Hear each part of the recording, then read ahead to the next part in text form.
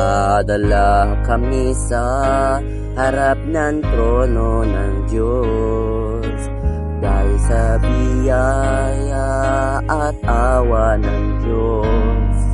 Nagkaroon ng pag-ibig sa Diyos ang mga banal at di kailanman nagalangan sa espiritual na landas nila. Matatag sila, naniwala ang isang tunay na Diyos ay nakatawang tao. Siya ang pinuno ng sansinuko, pinagtibay ng Espiritu, katibay ang tiyak dito. Magbabago kailanman, makapangyarihan Diyos. Ngayon, binuksan mo ang aming mga mata, nakakitang bulag, nalalakad ng pilay, mapapagaling ng matkento. Binuksan mo bintana ng langit para sa amin, para makita ng sikreto ng mundong espiritual. Salita'y mo tumago sa amin, niligtas mo kami mula sa aming mga tiwalila kay Satanas. Itong dakilang gawain mo't hawa, kami yung saksi.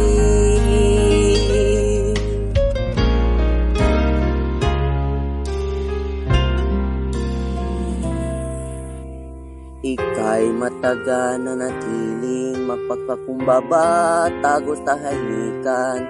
Ika'y nabuhay na magulit at nagdusa sa krus.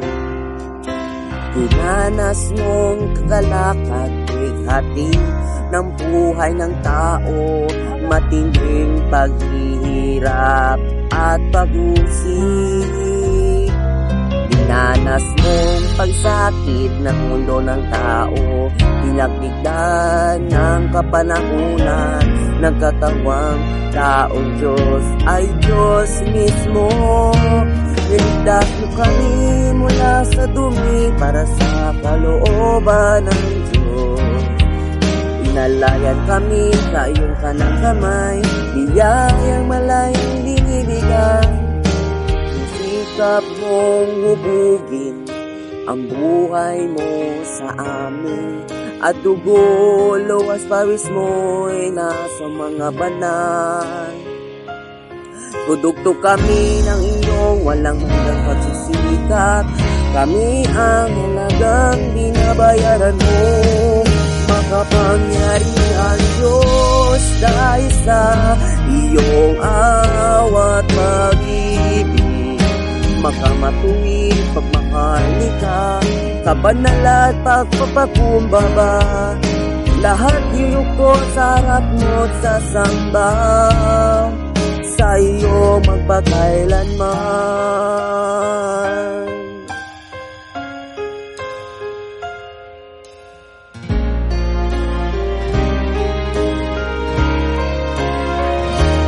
Nagawa mo ganap lahat ng iglesia ng Philadelphia. 6,000 taong plano mo'y nasa katuparan.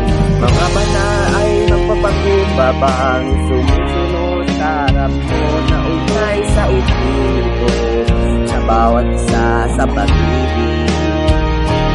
Nawalan sa pagmulan ang buka ng buhay. Ibig na buhay ay walang hanggan sa pagdalon. Nalinis at lugasan ang dumi, duminis sa iglesia. Muling nilinis ang iyong templo, hinahayaan ang Diyos ay malis sa dito.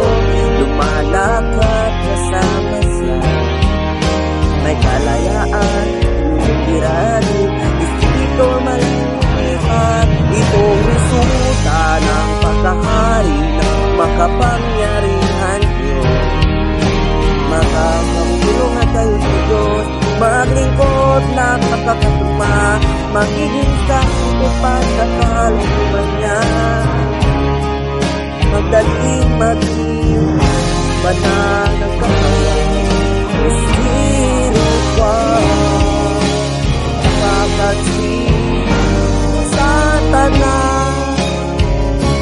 kapalaran. Ito'y wakasan.